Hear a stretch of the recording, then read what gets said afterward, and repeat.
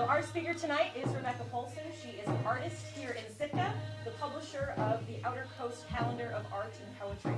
She's also active in historic preservation, leading work on the World War II Japonski Island Boathouse, as well as the Sheldon Jackson School National Historic Landmark. She teaches art to young people and jars fish and freezes berries for her family.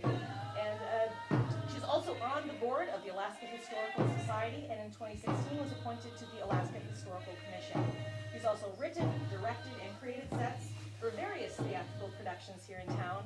And currently, Rebecca is exploring archives and conducting oral history interviews about the history of the Sheldon Jackson School and College, which turns out to be very different from what we assume. And she is currently working on a book about it. So tonight, Rebecca's topic is Sitka's Lost Decade, the surprising story of 1867 to 1877, how Sitka Tlingit, Creole people, the fur trade, missionaries and soldiers, hooch, and stereotypes set the stage for Alaska as we know it today. So please join me in welcoming Rebecca Poulson.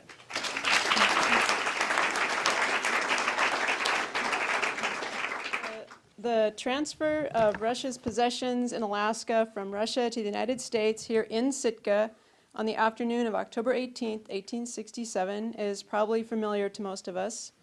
This is Sitka in 1867 from the first Coast pilot. I'll also be using various photographs taken by Edward Murbridge in the summer of 1868 here in Sitka.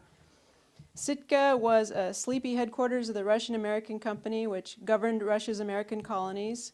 Living here were nearly 900 Russians, and on the other side of the stockade, about 1,200 Tlingit people.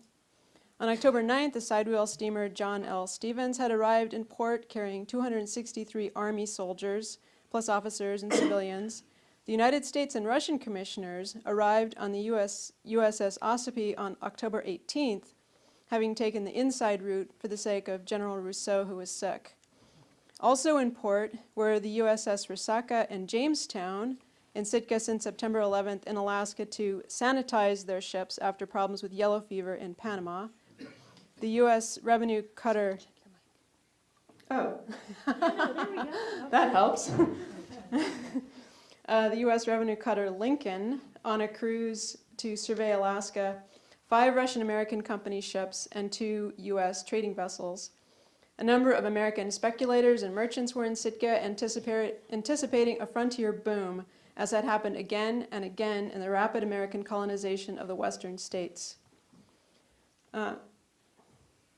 So what did the Americans see in Sitka in 1867? St. Michael's Cathedral was the only building they saw worth praising. The log architecture, the people's clothing, the general atmosphere of quiet decay, most houses were unpainted and walkways were made of boards, and the Russians' passivity compared to the more aggressive, go-getter attitudes of the Americans were all strange and alien. Perceptions of the Tlingit throughout this period were almost uniform. They were regarded as improvident because they were seen sitting for long periods, with the assumption that they didn't have to get work to get food because nature provided. This myth still prevails. In fact, it takes a great deal of technology and organization to secure and to preserve fish and other food. They were seen as grasping in trade, even though they were no more prone to bargaining than the non-natives. I've seen this characterization made more than once, followed by the author telling about how a native person was cheated by a non-native merchant without apparently realizing there was a contradiction there. They were characterized as dangerous in spite of any evidence. The military did not see them as a threat and saw them as less dangerous than tribes in the American West. And they were seen as susceptible to alcohol and dangerous when drunk. Overall, this is the most prevalent and longest lasting characterization of Northwest Coast natives, that the problem was that Native people were primitive and susceptible to alcohol, that the problems Native people had were due to their difficulty adapting from their primitive culture to the more advanced white man's ways, to the destruction of their culture blamed on the influence of whites selling them alcohol. This narrative is what drove government policy and mission efforts throughout this period and even to the present day. Tlingit people were different culturally from the incoming Americans. Due to their preconceptions and to the relative poverty and powerlessness of natives, those differences were uniformly interpreted as deficiencies. I received a grant from the state of Alaska to travel to Washington, D.C. to look at the Army records at the National Archives. and I've also read various contemporary accounts. The biggest surprise to me was that Tlingit people were highly integrated into Sitka's economy. For example, when the John L. Stevens came into port, Tlingit people in a canoe came out to sell them fresh food. Tlingit also cut firewood and did work for the Americans. This surprised me because it's not part of our picture of this time and place, but it was so common it was not remarked on. There was a burst of economic activity as the Russian-American company assets were sold off, and a brief period of real estate speculation.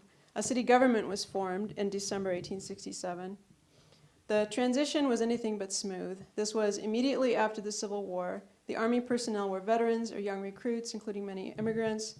General Jeff Davis was a soldier's soldier, in the military since he'd been a teen. One of the Union Army's most competent generals, he had once murdered a fellow general. Davis took possession of many of the Russian-American company buildings, which led to issues for years because there was a shortage of buildings in Sitka and no resources to build more. Crime and mayhem were a problem. In May of 1869, St. Michael's was robbed by enlisted men. The Army records are not complete. That was one surprise to me, was how patchy they are and what was kept. But from October to 1868 to March 1869, there were an average of 26 military offenders a day in the guardhouse. Assaults, including things like drunk soldier going into a Russian person's house and assaulting them, were so common, and there was just a flood of courts-martial over the entire period of Army occupation, and this is the bulk of the Army records. More than 500 Russians left Sitka for Russia, some for San Francisco. Alaska was its own military department, and in 1868, a total of 5 posts were established at Sitka, Tongass, Wrangell, Kodiak, and Unalaska. But all were closed except Sitka by 1870, and Alaska was reduced to a district within the Department of the Columbia. The city government faltered and finally dissolved completely by 1873, and the Army picked up the civil functions again. Sitka's population fell. The Army was supposed to be temporary, which was the usual pattern in the American West. First a fort, followed by settlement, mining, flood of immigrants. California, Oregon, Nevada, Nebraska were already states, but in Alaska, this never happened.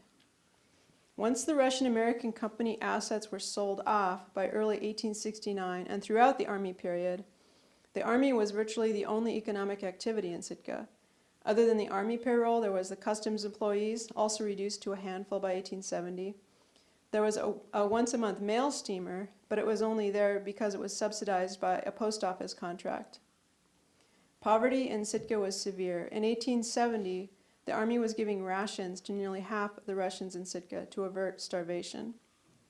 In the 1870 census, the population of Sitka still included about 1,200 Tlingit, but on the other side of the stockade, other than the Army, there were only 390 persons. 250 of these had been born in Alaska, 21 in Russia.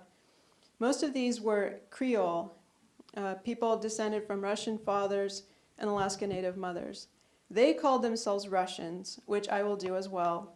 These people in Russian-American company days had filled jobs from laborers to priests and were a social and administrative class unique to Russia's colony. After the transfer, the Alaska Native people were largely independent as they had been before, but these people, formerly dependent on the Russian-American company, were left without means of support. An indication of this is the shocking total of 37 of the Russian women listed as prostitutes in 1870. Of course, the Americans saw the alcohol problems and sex trade as a result of their ethnicity, not from desperate poverty. Over 100 people were listed as living in this building in the 1870 census. It was roughly across Seward Street from where the White is now. Why didn't Alaska get the rush of immigrants and investment as it happened in the lower 48? One reason was that it wasn't needed because of the huge expanse of more attractive and easier to access land and resources that had just been opened. Gold was the impetus for much Western colonization, and there was not yet gold strikes in Alaska. It's expensive to get here, and the only economic activity in southeastern Alaska, the fur trade, was in bad condition.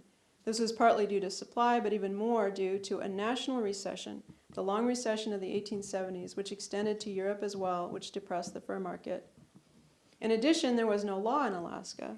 The only federal laws in this period were the 1868 Treasury Act, which established the Customs Service in Alaska, and a poorly written law in 1873 regarding alcohol control. This hindered land sales and economic exploitation, but there was so little economic activity and so few American citizens in Alaska that Congress ignored Alaska. Civil government would have been expensive, as it was the cost of supporting the Army and the Customs Service, and the subsidization of the monthly steamer by the post office cost more than returns from customs duties, which were mainly on fur seals, far from Sitka. And the Army never had legal jurisdiction in Alaska. It was supposed to be temporary. Their biggest issue was always alcohol. At various times there was prohibition, although there was always an exception for medicinal purposes. And I mean, it was never stopped. The demand was just too strong. When there was prohibition, there was an explosion of distilling, and molasses had to be heavily restricted because it was coming in by the barrelful.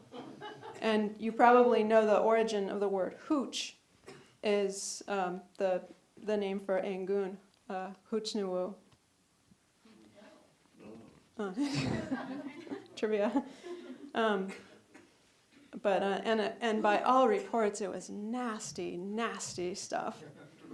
But when the Army managed in the mid-1870s to actually arrest and send bootleggers to, because remember there was no law, and so the only way they could, prosecute anybody was through a military court, which was in Portland.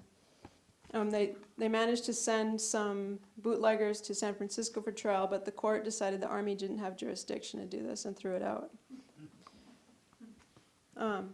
So it's very frustrating for the Army. They didn't know what they were doing here, but there was no motion either way to make it into if it was Indian territory, then the Army could have had more control. But there was no impetus from Congress to do that or to give it civil government. So what was the impact of this decade on the Tlingit people? My original question was why Tlingit people were asking for missions in the late 1870s when they had had no interest in Russian missions and were not treated with respect by the American missionaries. To understand the economic and political situation for Tlingit people during this decade, we need to look at the economic and political situation just prior to the transfer.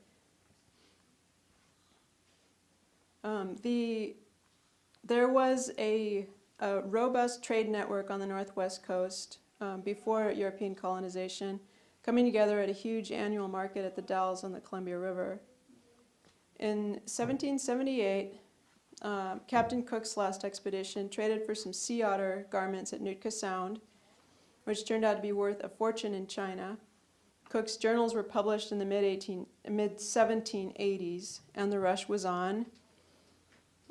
Trade moved from Nootka Sound on Vancouver Island as sea otter were hunted out and as traders tried to get closer to the sources of the skins to bypass native middlemen. And Sitka was the hot spot in the 1790s. And this is a picture in 1793 of Sitka from a British vessel. Americans sold an average of 14,000 sea otter pelts a year at Canton between 1805 and 1812. But the peak years for profits were 1790 to 1810. It was a huge deal, like these pelts where they didn't last very long, but while they did, they made a lot of money for a lot of people. Increasing competition and fewer furs made the trade less profitable. The trade moved to land furs and other products, and ventures like supplying the Russians at Sitka. In the late 1830s, the Hudson's Bay Company, trading out of forts on land, completely took over the fur trade on the northwest coast. as well as supplying the Russians. Trade for these hundreds of thousands of furs brought great wealth into the Northwest Coast indigenous economy. There was an explosion of art. The native middlemen profited the most as trade goods were traded far into the interior for more furs, which were in turn traded for further profit with Americans and Europeans. But the international trade also brought devastating smallpox epidemics. In about 1775, there was a huge epidemic, possibly brought by a Spanish explorer, that decimated the coast, including Sitka.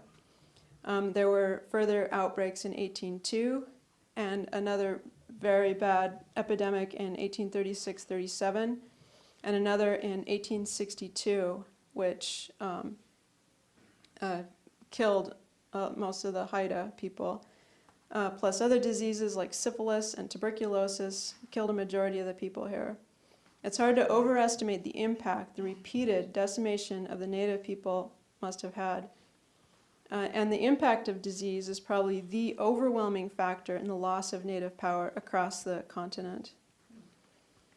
The Siberian fur trade of the 1600s and 1700s brought Russian fur traders sweeping across Siberia, and then after the survivors of Vitus Bering's last voyage discovered how valuable sea otter furs were in China. There were 100 expeditions for furs to Alaska and the North Pacific Islands. Over time, companies got bigger and took longer to go farther as sea otter were exterminated closer to Siberia. The native people they encountered were much better at hunting than the Russians, so the Russians forced natives to hunt for them. There were deadly confrontations, and Russians forced native labor not just for hunting, but for providing food and equipment for the hunting expeditions and for sustaining the Russians themselves. There were devastating disease epidemics, plus taking people away from providing for their own needs, and violence caused the population of the Aleutians to drop to only 20% of what it had been. The remaining companies consolidated in 1799 as the Russian-American Company, with a charter by the Tsar to govern Alaska. And this was all built on a sea otter. So by the 1790s, the Russians were also moving into southeastern Alaska as they ran out of sea otter farther west.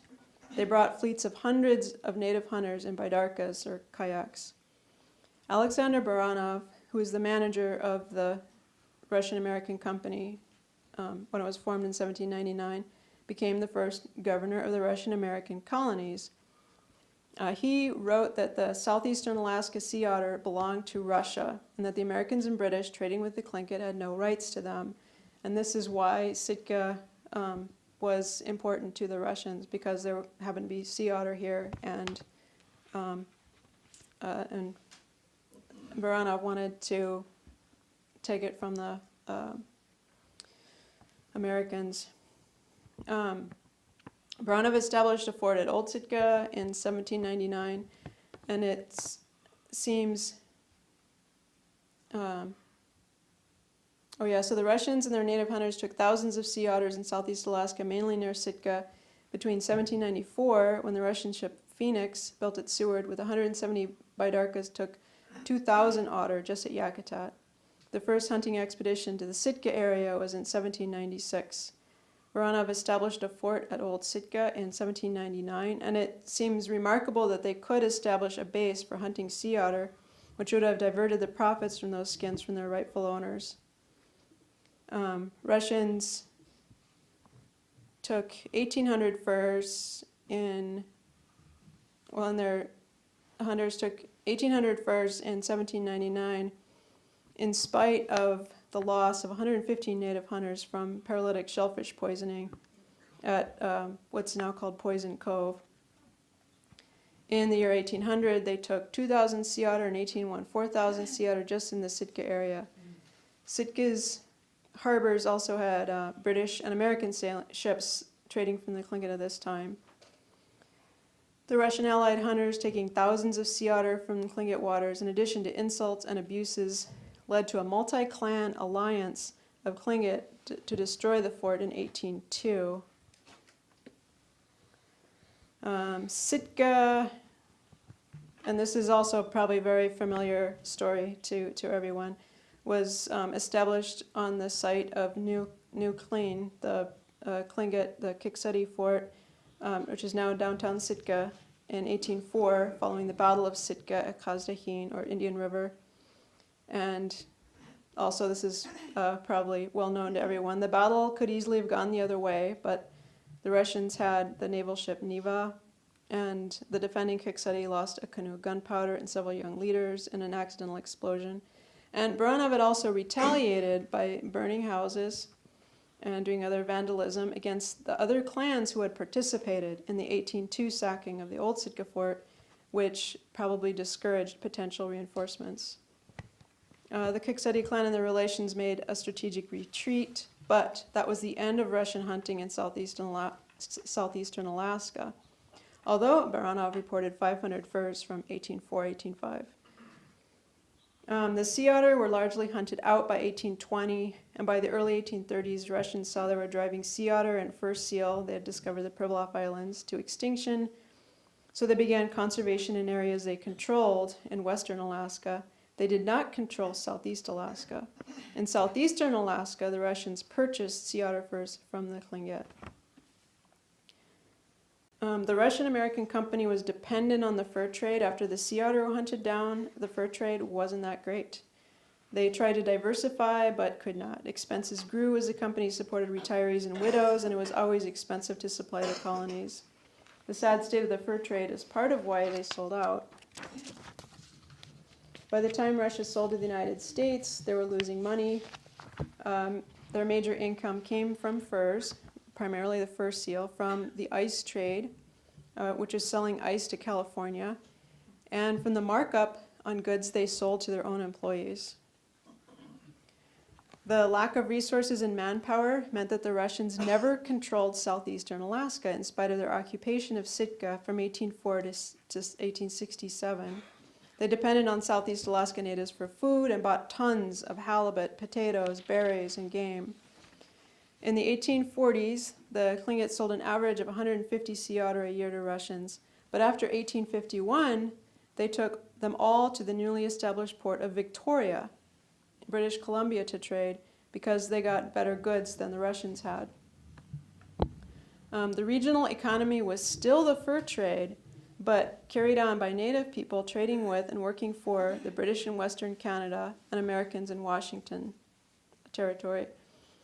The interconnections among tribes and the vast distances seem incredible today, but it was to some extent probably the same network that had existed 100 years prior.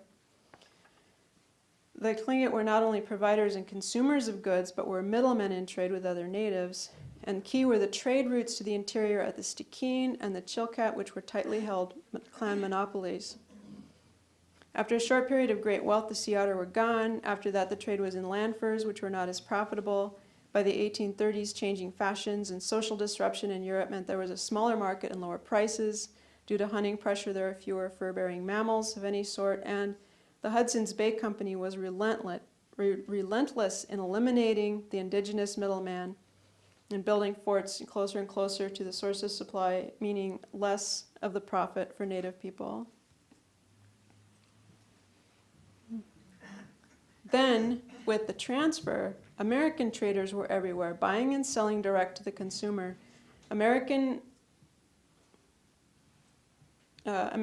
merchants were already whaling, hunting, and fishing, and trading in Alaska, even when it was still Russian.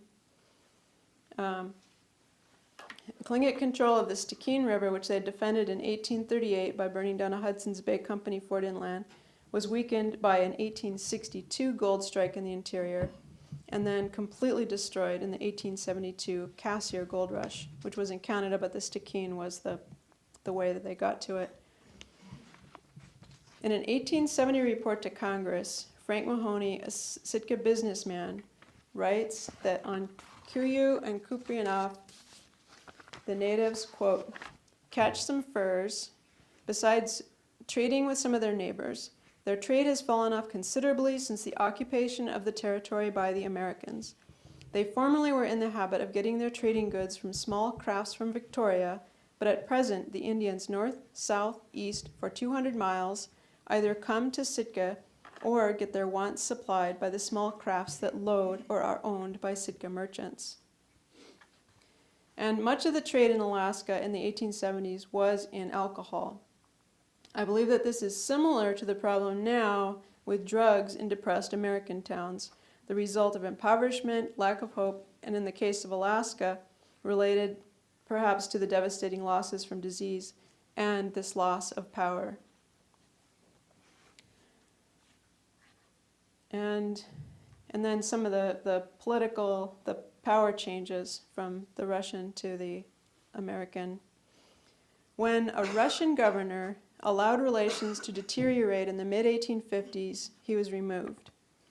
But his neglect had led to a Tlingit attack on the fort in 1855, and 5 or 6 Russians were killed and dozens were wounded.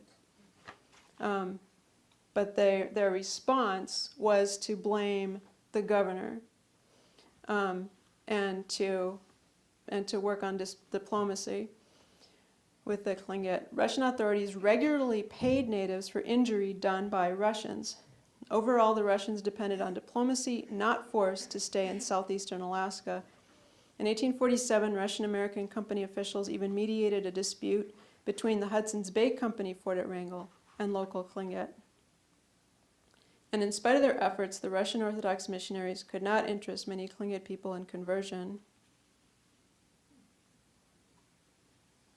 Let's see.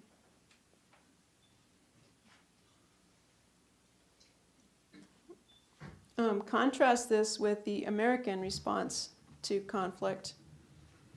The military was hardened by the recent Civil War, but more than that by the Indian Wars in the lower 48, which were then at their height. And this is a view of the village from Japonski Island. So, and these are all, this was taken in 1868. And isn't that odd, seeing those Civil War uniforms?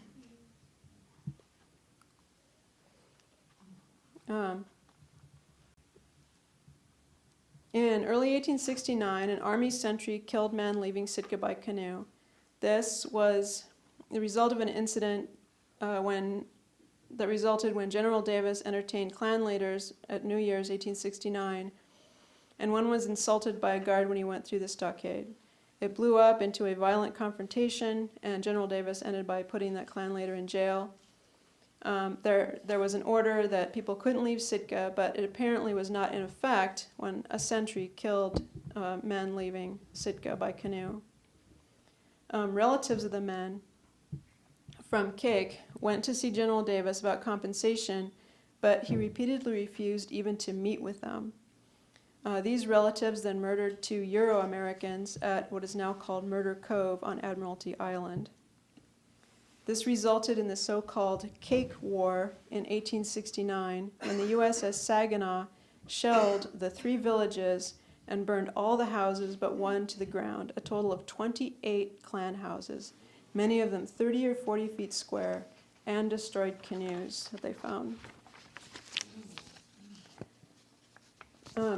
So prior to this, back in 1857, Tlingit from Cake had killed a white settler on Whidbey Island after an incident a few years before that in Washington Territory, in which a Cake clan leader had been killed and American authorities had refused compensation. So this prior act was in the background of the military's brutal response. They sought to punish Native individuals, then if they could not, to punish the entire group, to teach them, quote, that we do not fear them. This was the unfortunate pattern of the Indian Wars in the lower 48 states and of the British Navy as well. In short, the American military, unlike the Russians, did not rely on diplomacy as the Russians had, but relied on force. The Cake incident was repeated at Wrangell later in 1869 when soldiers killed 2 Tlingit men. When the victim's father retaliated by killing a white merchant, the army shelled the village of Kakch'an, and then when he gave himself up, summarily tried and hanged him. This illustrates the dramatic loss of political power by the Tlingit. Although, later in 1869, when a soldier shot and killed a native boy in the back, General Davis did respond by paying the family in order, as he said, to save white lives. So he did learn a little bit from the violence at Cake. In 1879, the naturalist John Muir and Presbyterian missionary S. Hall Young traveled in northern southeastern Alaska to missionize and explore glaciers. With, quote, but one or two exceptions, Muir reports that people at villages including Cake and Hoona were interested in missions and schools, having heard of the work of William Duncan at Metlakatla, British Columbia. Muir and Young were transported by Tlingit men, converts to Christianity, including T'Auyat, a leader of the Nanya Ayi clan of the Stikine area. It's obvious from Young's writing, in which he calls them their, quote, Indian guides, and describes T'Auyat as noble but simple, that he does not consider them as an equal, much less with respect. And yet, Muir and Young were treated like honored guests, and each visit ended with a request for missions and schools. Anglican missionary William Duncan came to Fort Simpson, now Loch Kwalams on the Skeena River, just south of the border with the United States, in 1856. At that time, the Hudson's Bay Company fort was flanked by a Tsimshian village and trading site. And I should mention too, Tlingit, especially Stikine and Chilkat people, have very strong cultural and even marriage relations with Tsimshian people, these northern Tsimshian people. Duncan gained a following that included clan leaders. Why were these people interested in what he offered? Canadian scholar Susan Nayland has researched how converts in the early days were able to keep their traditional status, and that literacy was seen as a valuable asset for leaders. Native interaction with missionaries changed over time and from place to place, and the things that drove that first generation of converts was different for later people. Duncan and converts built a town at Metlakatla, which had previously been a summer village and trading site near Prince Rupert. I think the key features of his work were that in the new village within a few years, thanks to mission funds, they had a sawmill and new frame houses, and in the year after their moving, in 1862, a smallpox epidemic struck the coast.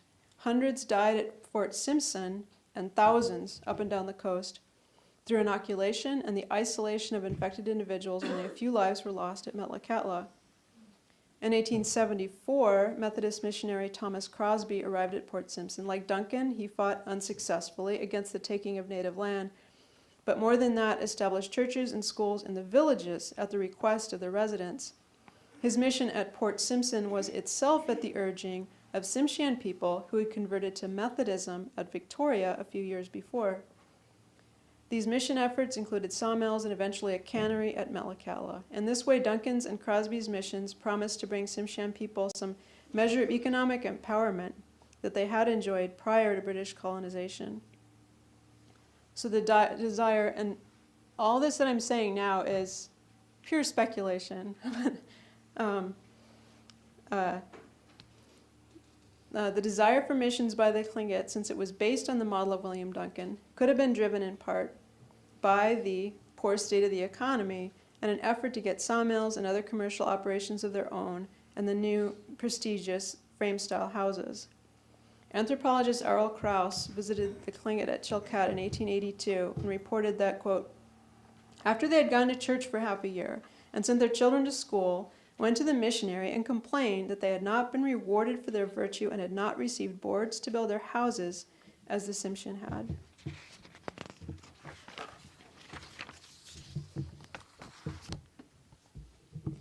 Among the earliest missionaries in Alaska were a group of Methodist Tsimshian natives at Wrangell during the Cassiar Gold Rush in the mid-1870s. A letter written by a soldier in 1877 pleading for missionaries to continue the work came into Presbyterian missionary Sheldon Jackson's hands. Sheldon Jackson parlayed that letter by getting it published in the Chicago Tribune and in his own newspaper, the Rocky Mountain Presbyterian, later called the Home Missions Monthly. And I've seen copies of that newspaper. It's beautiful. His Rocky Mountain Presbyterian is just gorgeously printed. It's huge on a nice paper. into funds for his project. He brought missionary Amanda McFarland to Wrangell, where she started a girls' home. Then in 1878, he sent young missionary John Brady and teacher Fanny Kellogg to Sitka, where they started a day school, although Brady left that same year and Kellogg went to Wrangell to marry S. Hall Young. And Sheldon Jackson did not have any permission to do any of this. He was just incredibly ambitious, and he was really good at what he did. But Tlingit people seem to have been desirous of missions, and especially schools, illustrated not only by the experience of Muir and Young and Mrs. McFarland, but by the success of the Sitka School, which was restarted in 1880, and the enthusiasm of the earliest group of students, who included young men of standing in Tlingit society. In 1879, Sheldon Jackson was a passenger in a trading canoe to Port Simpson, where he wanted to visit the missions. This canoe came from Chilkat, and the clan leader it belonged to asked Jackson to send his people a missionary and schools. The man's son, who would become Kawut, or Rudolph Poulson, became one of the first students at the Sitka school. The entire family was baptized in the church. In 1879, Presbyterian missionary Alonzo Austin came to Sitka, and his daughter restarted the day school for natives in 1880. She said later that she found such enthusiasm for English that she started the school day with it, so students would come on time. This is a picture of the old Russian hospital. So this is the site of Pacific High. And this is where the school was after the boys going to the school asked to live at the school. And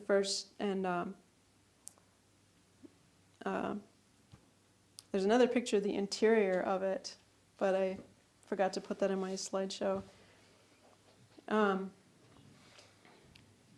And here are the boys in 1883, and the young man about center front might be Rudolph Walton. And they suffered hardships when their school building, the old Russian hospital, burnt down in January of 1882, and they had to live in a drafty shed. But they persevered. And after the Presbyterians acquired the current land for the mission, the Sheldon Jackson campus, these young men and Austin and others built their own large school building, dismantling an abandoned cannery out at Stargavin, boating it 7 miles and hauling it up on the beach. This was all with no, kind of equipment or mules or anything. It was all done by hand. And this is the first school. The building on the left is the original building, and the one on the right was built for the girls after McFarland's school in Wrangell burned down. And so, I don't know what a good landmark would be. Both of those are on the what's now the grassy area of the campus.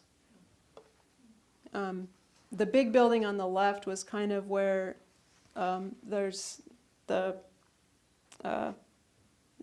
YAS building, and there's sort of a dip in the lawn, but that was pretty much where the main building was.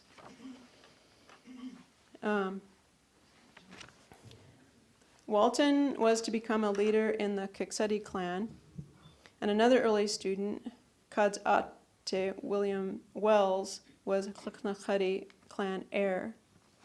And a similar image, that's him on the left, and a similar image published in the memoir of a missionary school superintendent is captioned, "As I might have lived, a chief among my people." All in all, Sheldon Jackson found a much more conducive environment for his ambitions than he had found in the Southwest United States. Native leaders were coming to him asking for missions and schools. Important clans were sending their young leaders. Success begets success. The early success of the school at Sitka begat more funds, and Sheldon Jackson was an incredible fundraiser and probably helped him in his quest for political influence in Washington, D.C. While part of the attractiveness of the missions for Tlingit people could have been the possibility of economic empowerment, That was not part of the Presbyterian agenda. In fact, the Presbyterian mission at this time was explicitly the destruction of Native power, destruction of the clan system, society, and culture. They wanted sober Christian workers, but they saw them as occupying the lower levels in the economy. And this is pure speculation, but I wonder if the cottages settlement, which is right here, the model community on mission property founded in 1888, might even have been instigated by Native people hoping for industry they would control on the model of Metlakatla. And if so, they were disappointed. Even by the mid-1880s, there seems to have been disillusionment, leading to a lawsuit in 1885. Many families pulled their children from this school. By the late 1880s, the Russian Orthodox Church grew exponentially with Native converts, likely because they allowed Native control. In southeastern Alaska, just as in Washington and in Canada, Native people faced gross discrimination and dispossession. They're discriminated against in law. They were rarely backed up by authorities. They were not citizens. They couldn't get property for industry. They were paid less than non-Native workers. And in this climate, any opportunity for gaining a foothold in the economy would have been attractive. By the end of the 1870s, the national economic depression had ended. Significant gold strikes and the salmon fisheries had brought an influx of population and outside investment, which to a large extent shaped Alaska's future development as a place to be exploited for natural resources by outside interests. But these economic developments not only didn't offer opportunities for Native people, they led to taking of Native property, salmon streams, and also broke once and for all the Tlingit monopolies on the Chilkat, Taku, and Stikine trade routes. The Army pulled out in 1877 due to the United States making the Army smaller and using the forces, and the forces were needed for Reconstruction and for the Indian Wars. The Little Bighorn was in June 1876, which pulled Army personnel from both coasts, and the Nez Perce War was in 1877. And the Army really wasn't doing any good here.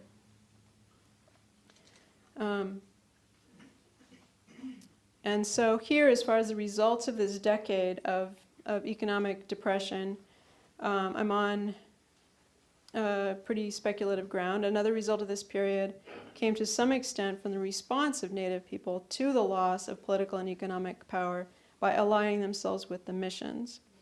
Sheldon Jackson was ambitious, and he saw in Alaska and the Native people here, particularly the Tlingit, a chance to make his mark.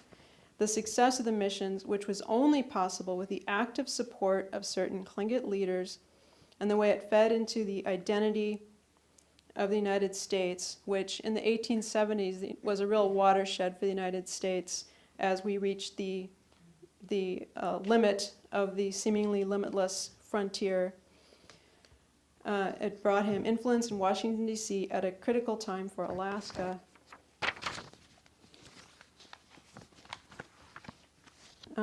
Alaska's Organic Act, which was the first civil government of any kind enacted in 1884 after 17 years of military occupation, was shaped in part by Sheldon Jackson. As a result, Alaska's Native people were not placed under the Department of War and its Indian Bureau. Instead, education for Alaska Native people was under the Department of Education. Sheldon Jackson was designated Alaska's General Agent for Education, a position created for him in the Act, which he held for the rest of his life. The Act provided for education for Alaskans, quote, without regard to race. In practice, racism led to separate schools for natives and non-natives, but teachers were hired by the government until 1905, when territorial white schools were established. And another legacy, in part, was steamship tourism. This was driven by the steamship companies, but Sheldon Jackson helped promote the industry by personally leading Presbyterian junkets to visit the missions, and in his tireless promotion of Alaska as more than just resource extraction. And of course, the tragic side of the mission legacy is that even the best-intentioned people of the era were working on the assumption that Native people had special needs, that they had to be controlled and helped, that their indigenous culture and language were a handicap and barrier to survival. Unfortunately, this legacy is inescapable, and I believe it helps us quite a bit to learn more about our past, to understand to understand ourselves now, and how the 1870s are still with us in many ways today.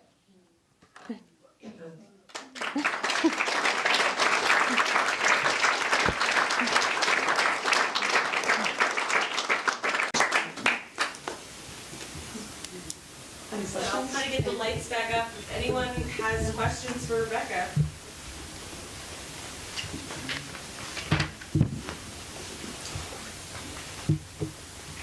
You know the year of that arrow print? I do not. 1900s, I believe.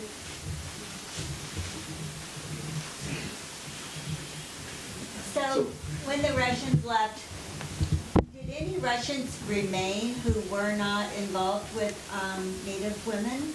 Were there any Russian families who stayed? Yeah, well, the Russians, the majority of the Russians who stayed were native.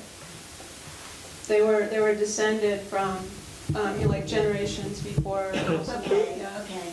So it's a separate sort of a stratum of Russians. It was a very artificial category that only existed in Russian America. Like it wasn't a category that existed in Siberia. When did the smallpox come under control? What years? That's a good question. I really don't know. I know there was a really bad epidemic in 1862, and I think like inoculation was known and practiced from I don't know sometime in the 1700s. But when and some of it was too because of the attitudes toward Native people. It was seen as divine retribution for them being heathen, drinking. Yeah. Rebecca, did you have any a chance to look at what the influence of the Russian Orthodox Church was during this same period? At some point, I remember reading that the Russian Orthodox Church provided a greater subsidy towards education of Alaska Natives throughout the period of this period and until 1917, and that they always spent more on education of Alaskan Natives in Alaska than did the U.S. government. Have you come across anything that supports that claim? Well, there really wasn't government support for education in the 1870s, and so yeah, that wouldn't be surprising. Yeah, because they did continue to be paid from Russia, priests and teachers. Rebecca, a previous speaker, I thought, mentioned that there were maybe a total of 550 Russians in Alaska. You maybe already answered the question because you said that in 1867 there were 900 Russians, so those were primarily Creoles at that time? Yeah, I mean, if you make because I think that like 500 Russians would be like European Russians, Right. like people who were European in From descent. Russia. So it's a little bit confusing because the distinctions that they made then aren't quite the same as the categories we have now. But yeah, and I'm probably not helping too because I don't really like that term Creole, and I know those people call themselves, even up until now, call themselves Russians, and so some people use Russians just for like white Russians. And, yeah. Did any Russian women come? Yeah, like over the period of Russian colonization, yes, yeah. The whole families would come. Yeah, I don't think it was very common though. Yeah, Alaska was not seen as this really great place to go. Your research mostly seems to be original resource of the white history. Is there any original resource? I know there's not written records for Tlingits, but are there any interviews or any documentation of Tlingit people from this decade? No, not from that decade, but not too long after that. And that's what's, which also makes it really hard is that, a lot of what we would call history was written down by ethnologists. and then later anthropologists. And so, again, it was like placed in this artificial separate category, but that's a lot of the history is, yeah. And When Alaska was purchased, wasn't there something in Washington DC where the religious leaders got together and split up Alaska, and Catholic priests went up north and Episcopal went somewhere else, and then the Presbyterians came here? How does that relate to Sheldon Jackson's? yeah, Sheldon Jackson did that. So then did the government support Yeah. them? Yeah, and that was part of this big transition that America was in the 1870s and 80s, where America was just a really different place in 1870 and 1880.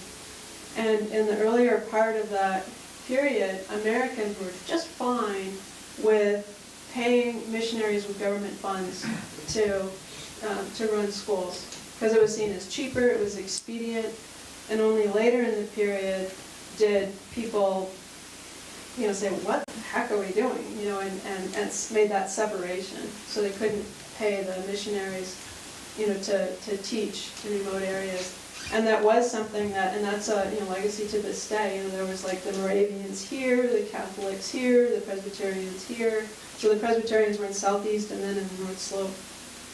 And then somebody just recently pointed out to me that they didn't include the Russian Orthodox, because that was one of the prejudices of the era, was they considered the Russian Orthodox religion and church as just this side of devil worship. They were just vehemently anti-Russian Orthodox. I thought it was strange when AC Commercial bought Lakeside and they had their first picture up there with the Polatovsky and the other two steamships that they bought at that same time. When are they going to open up and participate with peripheral information from them taking notes along the way? It seems like they're really lacking in kicking down stories. Yeah, actually, there has been work done on the Alaska Commercial Company records. Like a friend of mine just had this big, was working on digitizing this big trove from a particular trading post. And yeah, they were, in a lot of ways, and I'm not really familiar with the history in Western Alaska, but in a lot of ways, they just picked up where the Russian American company left off, for better and for worse. Because when you're the only operation in town. Well, they got their one history book, but it's like a businessman's writing his own story, it's at the That's what library. you're gonna get, yeah. And even, from their records, it's always tricky. You have to take that into consideration, like who's writing it and why. Any figures on how many Native people lived in the village at this time? Yeah, it was pretty steady, like 1,200 people, and even a little bit smaller, like further into the century. But yeah, pretty steady. Did the Russians with Native heritage, did they get along any better with with the Native villagers than, say, the Russian descent? Yeah, What was that like? My impression, it was, so you have these people, and again, it's speculative, but they were, the Russians who were here were actually like asking for protection against they were definitely setting themselves up as separate from the natives because of the racism. They were trying to, sustain their, one step up from, the native people are down here, we're here. And so it was this constant battle for status, because the Americans didn't treat them, like here's white people up here, people who are part native here, and then people who are, like 100% native down here.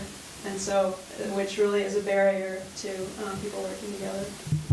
But there was a lot of, especially once the Russian church was like the church. Like it just got hugely popular in like the end of the century. And then there was a lot more, interaction.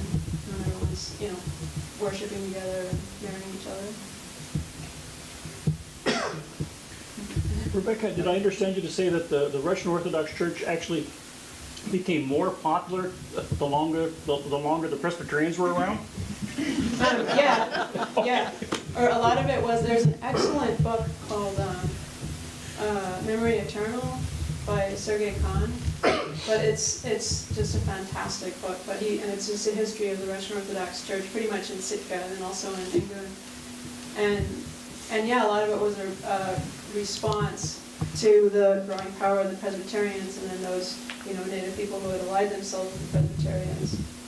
And then I think it was also it was more attractive because the Presbyterians, there was a lot of them, and they were very powerful, and the Russian Orthodox Church only had a handful of people to say, no, you can't do that. And so it truly became an indigenous church. But this is all like, this is not, someone specialism, but from Sergei Khan's book, it really looks that way. That it was altered and made to fit the native culture.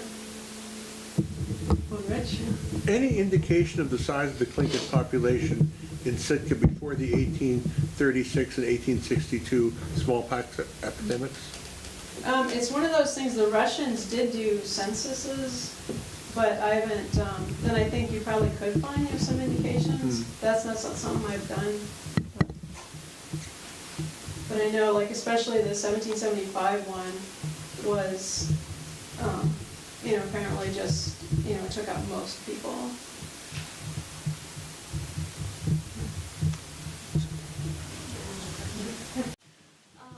In the last decade, there's been a lot of reconciliation, like in Pacific coast of Canada and in those areas where they had emissions, and up north Alaska, where there's been apologies made for the abuse and the mistreatment of children. Was Sitka so different in that way? Because the writings of that you're referencing kind of paint this as like, oh, it was really a wanted mission, whereas in these other areas, it seems like they're doing a lot of healing. Yeah, or the key thing to remember is that it was the past, or there's that quote, the past is a foreign country. They do things differently there. And the key thing with the missions in Sitka and Sheldon Jackson all through its time, it was you had to pay to go there, you had to want to go there, and people did. And the key thing is that they just didn't have a lot of other choices. But the main thing I think is really important when you're looking back at the history is to see Native people, just like other people, as having agency, and making choices. And the thing that was really bad was the fact that there weren't other choices. Like, people went to Sheldon Jackson as a way of surviving, and you'll see this in narratives by people who went there, and the real damage that was done. And there was that apology maybe it was 2 years ago, by the Presbyterian Church at AFN.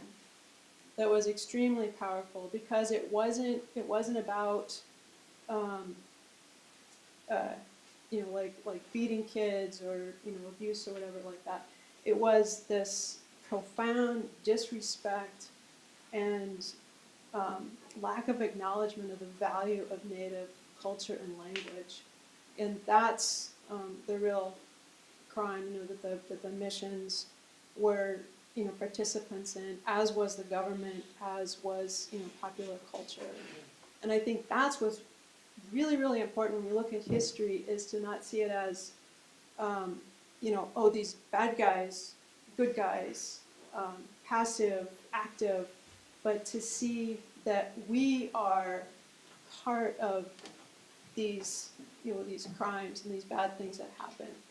The missionaries didn't die out, they're us, it just, that it isn't this simple thing that happened in the past, and it's continuing to this day. This, Well, I don't know thank if you that's- everyone for coming.